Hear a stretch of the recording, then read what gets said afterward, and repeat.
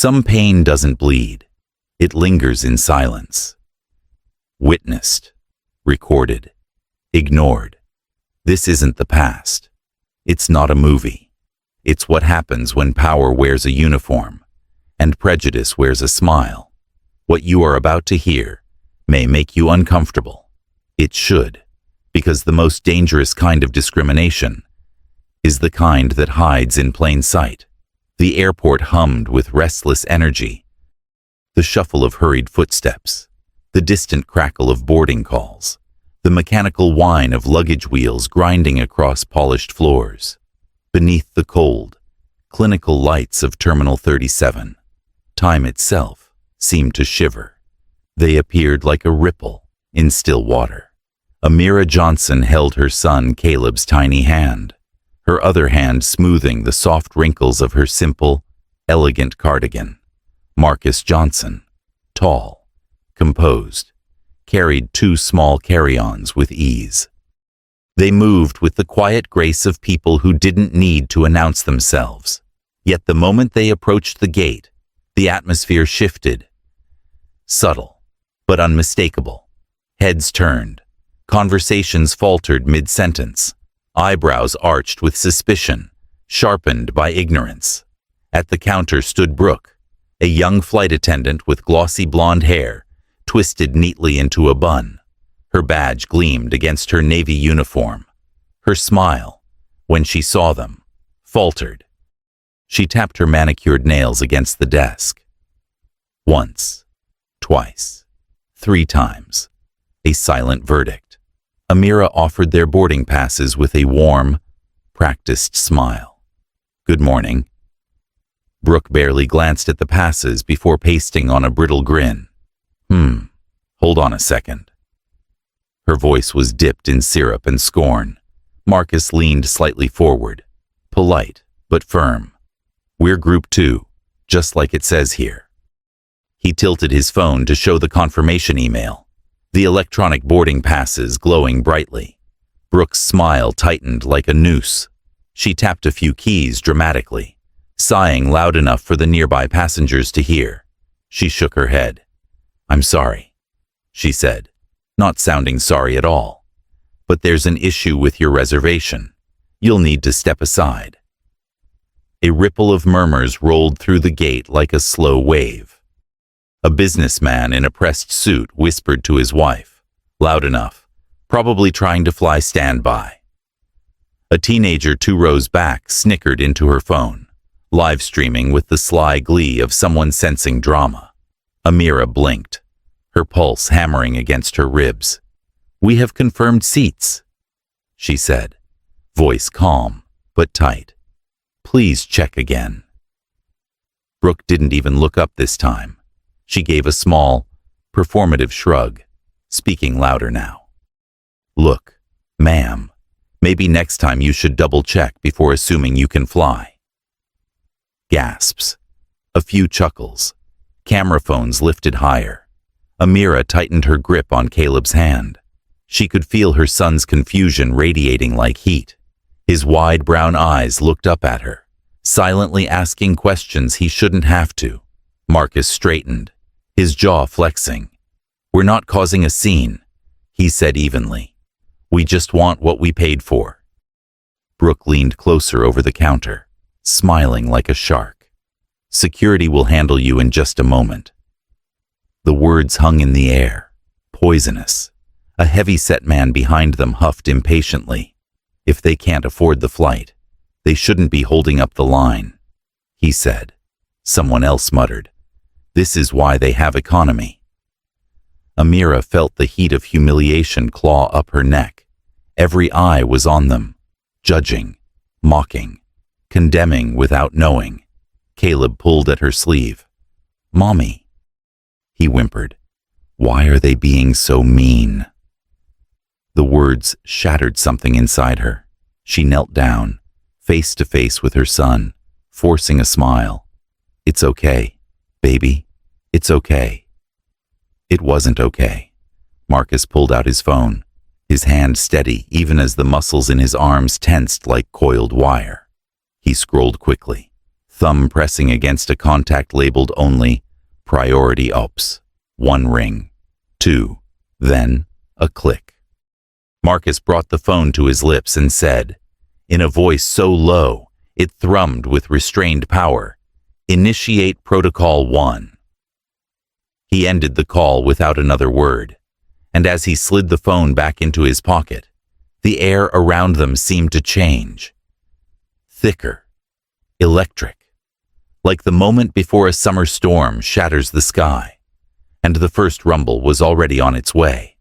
The silence that had swallowed Gate 37 snapped, shattered by the heavy stomp of black boots across the marble floor. 2 uniformed security officers appeared, summoned like hounds to a scent. Their radios crackled at their belts. Their gazes locked instantly on the Johnson family, their expressions already drawn tight with suspicion. Brooke's smirk widened, just enough to be seen. "There they are," she said sweetly, pointing an accusatory finger at Amira and Marcus. "They're refusing to comply." The word refusing hung in the air like a grenade about to explode. Passengers leaned out of their seats for a better view. Phones lifted higher. Lenses zoomed in. The taller officer, a man with a buzz cut and mirrored sunglasses perched on his head, stepped forward with unnecessary authority. "Step away from the gate, sir," he barked. Marcus raised his hands, palms open. A universal gesture of peace. "We're not refusing anything. We have confirmed tickets." The officer didn't flinch. "Sir, I'm asking you one more time." Amira squeezed Caleb against her side, feeling the little boy trembling, sensing the tension vibrating around him. Another passenger's voice, smug and satisfied, rang out from the crowd. "Just kick them out already. Some people always play the victim." A wave of laughter rippled through the terminal. Sharp, cruel, cutting. Amira's cheeks flushed crimson. Her ears roared with shame. She opened her mouth to speak, to defend herself, but Brooke cut in first. "Ladies and gentlemen," Brooke said into the gate microphone, her voice falsely cheerful, "we apologize for the delay. Please bear with us while we address a situation involving unauthorized passengers." Unauthorized. The word echoed like a slap across Amira's face. The businessman who had sneered earlier chuckled, shaking his head. "Figures." The teenager live streaming this entire nightmare whispered into her phone, "OMG, you guys, this is insane. They're getting arrested or something." Marcus inhaled slowly, deeply, fighting the volcanic rage building in his chest. "We have paid for our seats," he said, voice like a steel blade. "You're violating your own policies." The officer didn't care. He gestured sharply. "Move now." A third security officer, a woman this time, approached Caleb directly, crouching slightly, but not kindly. Her voice, falsely sweet, dripped condescension. "Come on, buddy. You can't block the gate." Caleb whimpered and clung tighter to his mother's leg. Amira bent low to comfort him, her body a shield, her heart breaking. Flash. A camera flashed. Someone photographing the scene as if it were a spectacle, a sideshow. "You people always think the rules don't apply to you." Someone sneered behind them. Another comment sliced through. "Just because they scream racism doesn't mean they're right." The humiliation was complete. Marcus met Amira's eyes. A silent exchange. "Stay strong." Then he turned back to the officers, his voice cold and clear. "If you remove us, you will regret it."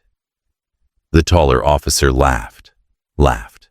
Brooke crossed her arms, satisfied, and pressed a few buttons on her console. The display board overhead blinked, erasing their names, reassigning their seats to standby passengers. Their existence wiped away with a few keystrokes. A woman with expensive sunglasses and a designer tote breezed past Amira, jostling her shoulder without apology.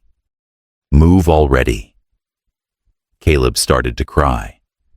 Real, racking sobs that tore at the thin veneer of control Amira had left. Passengers filmed it all, uploaded it, shared it. Live stream numbers climbed. Entitled Family Gate Drama. Rules are rules. Every moment of their degradation broadcasted to the world. And yet, through the maelstrom of mockery, Amira heard it. Faint at first, but unmistakable. The heavy, thunderous footsteps of change, coming closer, faster. And it would hit like a storm none of them were ready for. The terminal's sterile air seemed to thicken, charged with the sick electricity of cruelty unchecked. "Attention, passengers at Gate 37. Brooke's voice blared gleefully over the loudspeaker. "We regret the delay. We are currently addressing an incident involving non-compliant individuals. Thank you for your patience." Non-compliant individuals. It slammed through the crowd, like gasoline over fire. Snickers echoed. A slow hand clap started somewhere near the back. Mocking. Deliberate. Someone wolf whistled. Marcus stood frozen, fists clenched at his sides, shoulders tight as piano wires ready to snap. Amira felt the world tilting around her. Caleb sobbed harder, his small body heaving against her side, drawing even more unwanted stares. The taller security officer jabbed a finger at Marcus's chest. "You heard the announcement. This is your last warning." A fourth officer arrived. The supervisor, a heavy-set man with thinning hair and an overinflated sense of authority. His badge gleamed. His eyes were already set in a condescending glare. He marched straight up to Marcus and Amira. No greeting, no courtesy. "I don't care who you think you are." The supervisor barked, loud enough for half the terminal to hear. "You don't belong here if you can't follow basic instructions." Cameras whipped around. Phones filmed every second. The supervisor sneered, voice dripping with disdain. "If you people can't behave, maybe you should find another mode of transportation. Bus might be more your speed." A collective gasp rippled through the crowd, followed by an eruption of low, ugly laughter. Marcus's jaw ticked. Amira gripped Caleb so tightly he whimpered. Brooke leaned casually against the counter, arms crossed, smiling like a cat watching a mouse drown. "You're disrupting paying customers," the supervisor added, his voice oily with self-importance. "Remove them." The security officers closed in. A chorus of cruel comments floated over them. Always playing the victim.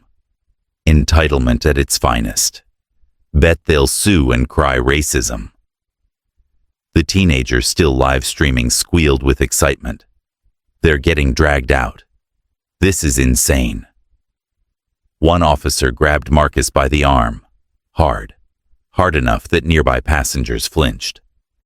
Marcus didn't resist, not yet. His entire body radiated restraint, like a dam straining under pressure. "You're making a huge mistake," Marcus said, voice so low it vibrated like thunder on the horizon. The supervisor chuckled. "Yeah, what are you going to do about it? Tough guy." The terminal lights gleamed cold and merciless. Another officer tried to pull Amira's arm, yanking her a step backward. Caleb screamed. A raw, primal sound that sliced through the clamor. "Mommy!" The cameras caught it all. The terror, the humiliation, the injustice. And still, no one helped. No one spoke.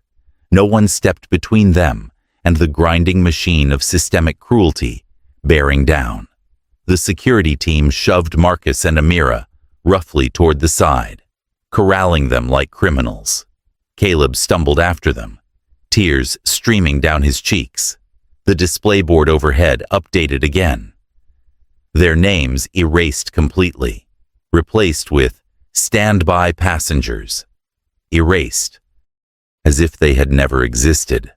The supervisor tapped his walkie-talkie smugly. "Get him out of here. Flight 788 is cleared aboard." Brooke smiled and waved the next group forward, as if nothing had happened. The line of passengers moved, stepping over the broken family without a second thought, as if they were trash, as if they were nothing. But overhead, just faintly, the low rumble of change, real, unstoppable, was beginning to shake the very bones of the building, and the people who had laughed would soon forget how to breathe. The Johnson family stood to the side, bruised not in body, but in soul. As the boarding line snaked around them, ignoring their existence like an unpleasant stain, Brooke waved the next batch of passengers forward, her laughter light and cruel as champagne bubbles. The supervisor barked into his walkie-talkie, signaling the final clearance for Flight 788. "We're good to go. Wheels up in 20. But then, a new sound, a low, sharp chirp from another walkie-talkie nearby, not from the supervisor's belt, from the officer's. Static. Then a voice, clipped and urgent. "Hold all departures at gate 37. Immediate freeze. Authority override." The supervisor frowned, slapping his walkie. "Repeat that." The voice returned, colder, harder. "This is command. Freeze gate 37 immediately. No passengers may board. No plane may depart. Repeat, no movement until instructed." The boarding line stalled. Confused murmurs rippled like quicksilver. Brooke's smirk faltered. Marcus stood quietly, straightening his shoulders. A slow, almost imperceptible smile tugged at the corner of his mouth. But it wasn't joy. It was inevitability. Across the terminal, the automatic glass doors burst open. A man strode in. Black tailored suit, black tie, black shoes gleaming like polished obsidian. His presence hit the air like a thunderclap. His ID badge caught the light director of Global Operations Atlas Aviation Group. Every staff member at Gate 37 stiffened instinctively. The supervisor paled. Brooke's face lost all its color. The man moved like a blade.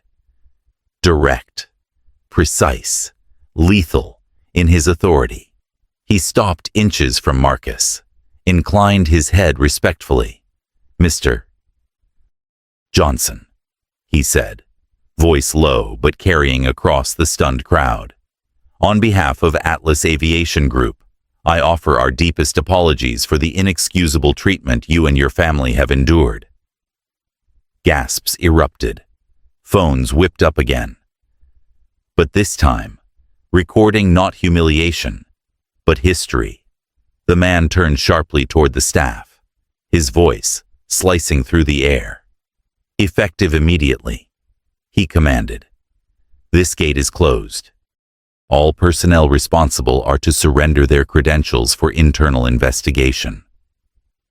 The supervisor stuttered. "Sir, with all due respect, You were just violating the civil rights of one of our principal stakeholders," the man snapped. "You were just humiliating the family of a man who owns controlling interest in this entire airline group."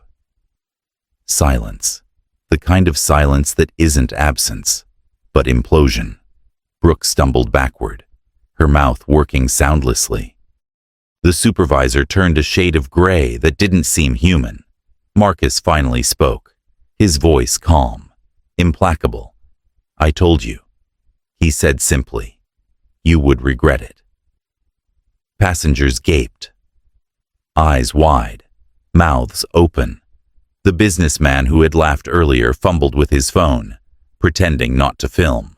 The teenager lowered her live stream, realizing she was broadcasting the wrong side of history. The tide had turned. And for those who had mocked, who had sneered, who had cheered cruelty like a sport, The reckoning had only just begun. The hush that smothered Gate 37 was no longer casual discomfort. It was fear, raw, electric fear. Marcus stepped forward. Slowly, deliberately. Every eye magnetized to him now, as if the ground itself bent toward his gravity. The director of global operations straightened his tie, his voice steady but reverent. "For those unaware," he said, facing the gathering crowd, "Mr. Marcus Johnson is not merely a principal investor." He paused. Let the weight settle. He is the largest private shareholder of Atlas Aviation Group worldwide, with special executive rights exceeding those of the board. Gasps exploded from every corner. Brooke clapped a trembling hand over her mouth. The supervisor staggered back 2 steps, blinking like a man waking from a nightmare he couldn't escape. Passengers who had jeered shrank into themselves, suddenly desperate to look invisible. The director continued, mercilessly, "By executive authority, Mr. Hugh Johnson holds the power to halt operations, restructure regional leadership, and enforce immediate terminations, without board review." He turned toward Marcus, lowering his head respectfully. "Sir, instructions." The question, "Sir, instructions," hit the crowd like a physical blow. Marcus took a long breath. He looked around, letting the weight of 1,000 judgmental stares roll off him. His voice, when it came, was velvet over steel. "Freeze Flight 788. Recall the crew for emergency review." The director barked into his radio. "All operations halt. Crew recall. Immediate." Alarms began flashing quietly behind the gate desk. A new announcement blared overhead, robotic but undeniable. "Attention all passengers on Flight 788 to Atlanta. Your flight is delayed indefinitely. Please see a customer service representative for rebooking options." Chaos erupted. Voices rose in angry confusion. The same voices that had laughed minutes ago. "What's happening? You can't do this. I have a connection to make." But none dared direct their anger at Marcus, because they finally understood. He wasn't just another face they could dismiss. He was the storm they had summoned, and now had to endure. Brooke stumbled forward, her face ashen, mascara running slightly at the corners of her eyes. She tried to stammer an apology. "Mr. Johnson, I didn't know. I thought." Marcus turned his gaze on her. Slow, cold, clinical. "You thought you could judge who was worthy," he said, every word slicing clean through the air. "You thought your prejudice gave you authority." Brooke's lip trembled. The supervisor tried to salvage his position. "Sir, we were just following protocol." Marcus cut him off with a glance. One glance. It was enough. "I will be filing formal misconduct charges against you," Marcus said. "And you," he pointed at Brooke, "are already finished." Brooke collapsed into a silent sob, covering her face with shaking hands. Amira stood quietly at Marcus's side, still holding Caleb close, her dignity radiant. Untouchable now, invincible. Passengers began lowering their phones, shame creeping up their faces like a rising tide. Some looked at their screens, realizing what they had recorded. Their own complicity, and through it all, Marcus remained still. Not angry, not gloating, just resolute. A mountain finally acknowledged by those who had pretended he was nothing more than dirt, and the earthquake was just beginning. The weight of Marcus's authority hung over Gate 37 like a thundercloud, ready to burst. And then, it did. The director snapped his fingers sharply. Two corporate security agents in black suits emerged from the crowd, moving with the precision of executioners. "Brooke Ellis," the director barked. Brooke flinched at her name, her shoulders curling inward. "Effective immediately. You are terminated for cause. Turn over your credentials." Brooke's hands shook uncontrollably as she fumbled to unclasp her security badge. It slipped from her fingers, clattering onto the floor with a sound that seemed to echo across the terminal. The agent picked it up without a word, slipping it into an evidence pouch. "And you," the director said, turning to the supervisor, who tried, pathetically, to blend into the crowd. "You are suspended pending full disciplinary review. Surrender your badge. You are hereby banned from Atlas Aviation Properties until further notice." The supervisor's face crumpled. But I have seniority, 20 years. Marcus spoke for the first time since the punishments began, his voice a cold blade slicing through the pleas. "You had 20 years to learn basic human decency." The supervisor staggered back as if struck. Passengers who had once sneered now watched in horrified fascination as security escorted both him and Brooke away. Their careers, their reputations disintegrating, step by humiliating step. A sharp, cold announcement echoed overhead. "Attention all personnel, immediate compliance checks underway, termination protocols in effect."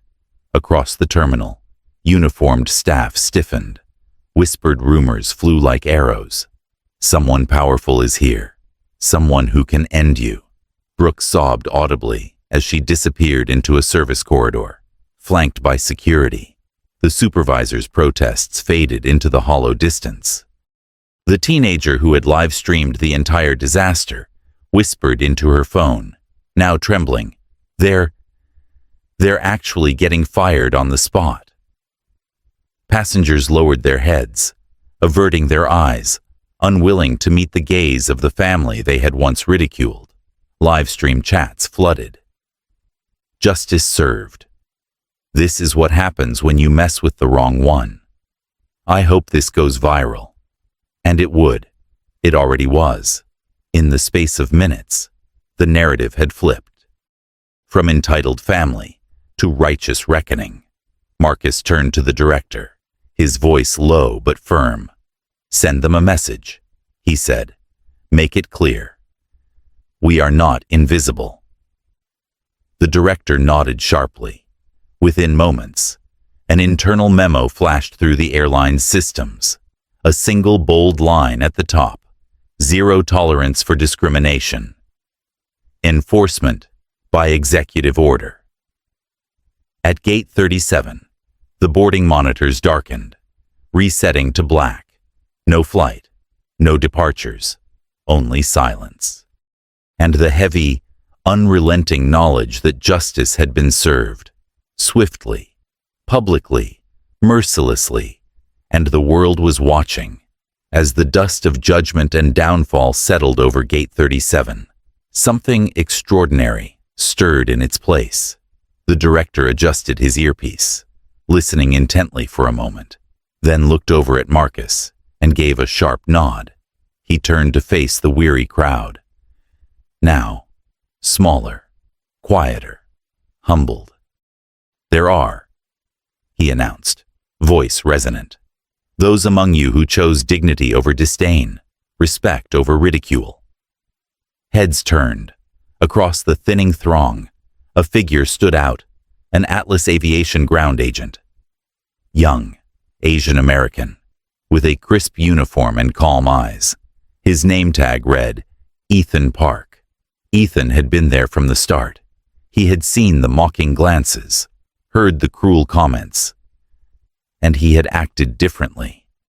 When Brooke first delayed the Johnson family, Ethan had quietly brought over bottled water for Caleb, offered to help check their boarding status, tried, within the limits of his position, to show humanity where others showed none. Now, his quiet kindness was about to be recognized before the world. "Ethan Park," the director called out. Ethan, startled, stepped forward, his face flushing pink under the sudden attention. "By order of executive command." The director continued, "You are hereby commended for outstanding professionalism and integrity. Effective immediately, you are promoted to lead customer relations officer with full benefits and bonus pay." A beat of stunned silence. Then, applause. Genuine, growing, rolling through the terminal like a cleansing wave. Not the mockery of before, not the hollow claps of cruelty. Real, earnest applause. Amira smiled through tears she no longer tried to hide. She placed a hand over her heart, mouthing thank you to Ethan. Marcus extended his hand. Ethan shook it, firm and humble, his own eyes glassy. "It doesn't cost anything to be kind," Ethan said simply, voice trembling but sure. The director nodded approvingly. "And today, you remind us all why kindness is the highest form of strength." Cameras caught every second, not for scandal, not for gossip, but for hope. Across social media, the narrative transformed. Hashtags flooded timelines. Kindness wins. Honor and dignity. Be like Ethan. In a world so quick to judge, Ethan's simple choice to see humanity, rather than assumptions, became a beacon. And as the applause thundered louder, the Johnson family stood tall, finally surrounded not by suspicion, but by a rising chorus of respect. For in this broken moment, the seeds of something better had taken root. The applause faded, but the reverence lingered. Thick, almost sacred. Like the quiet after a great storm, Marcus stepped aside, his eyes meeting Amira's. This moment belonged to her. Amira kissed Caleb's forehead gently, then stood tall, facing the sea of faces. Some ashamed, some awed, all captive to what would come next. She moved to the center of the terminal, where the announcements usually blared flight delays and boarding calls. Today, the announcement would be something different, something unforgettable. She took a breath. Steady, sure. The director discreetly handed her the microphone. For a heartbeat, the entire terminal held its breath. Then, Amira spoke. Her voice was soft, but unbreakable, like silk threaded through steel.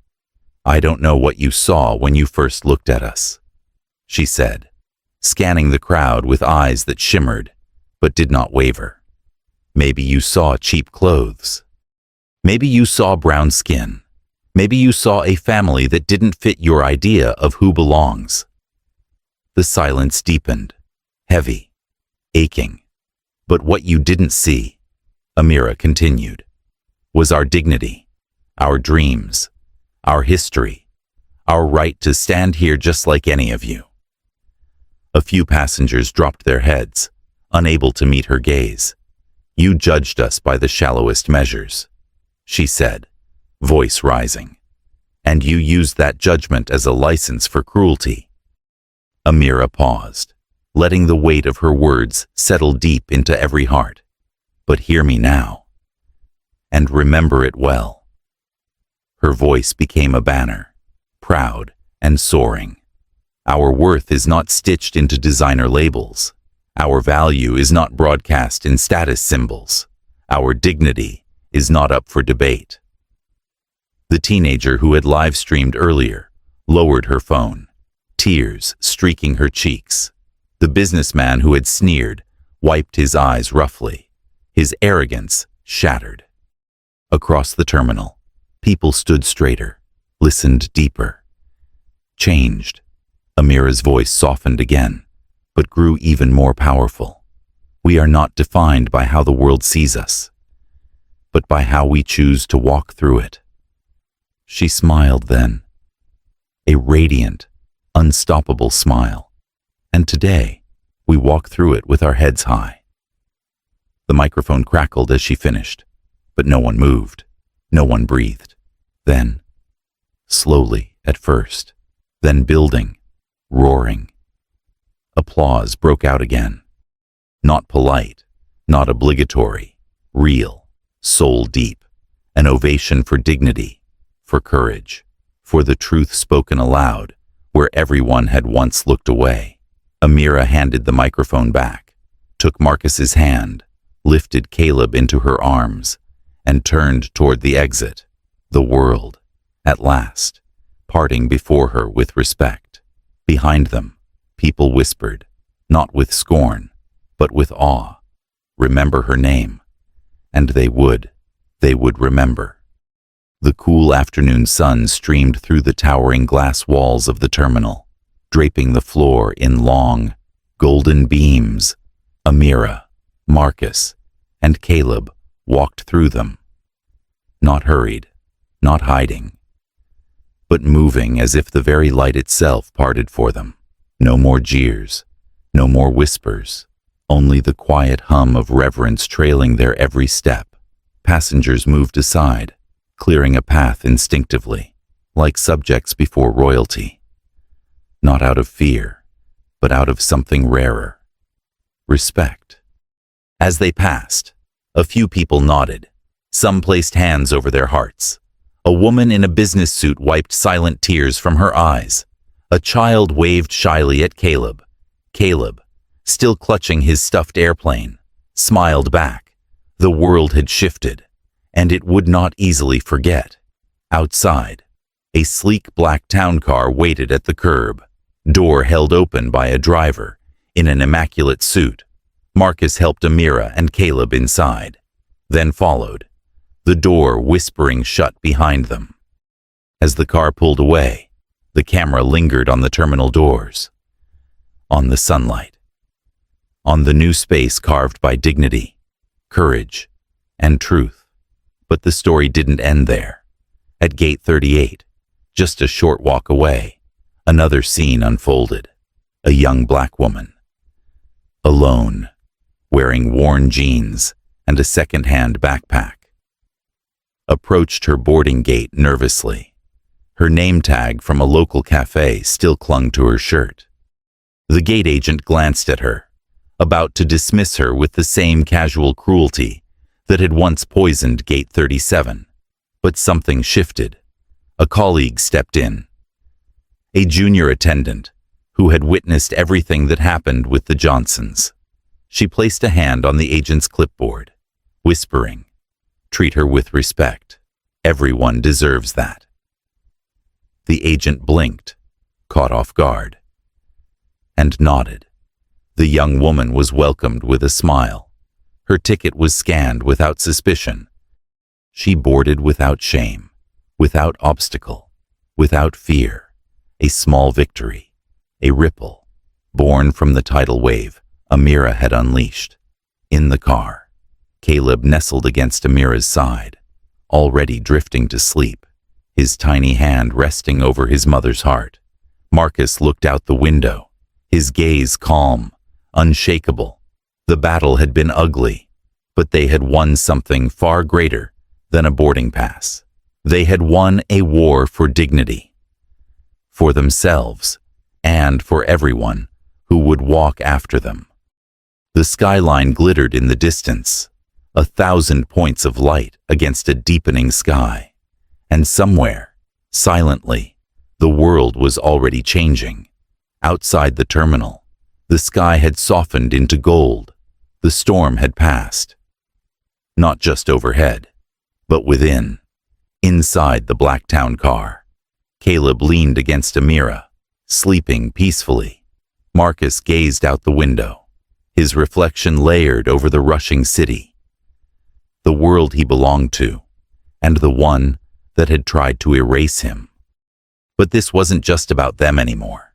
Back in the terminal, screens still flickered, the live streams still rolled, and people kept watching. Not because they wanted drama, but because they had witnessed something true.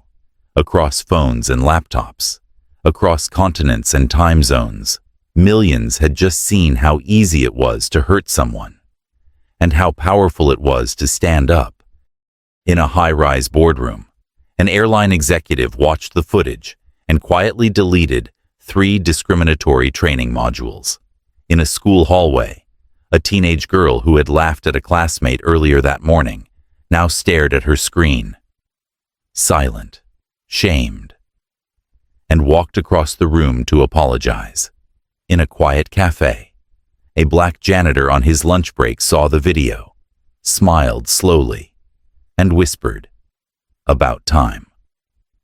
Then, over the final image, the Johnsons walking down the terminal hallway, hand in hand, calm, undefeated. Amira's voice returned, soft, unshakable.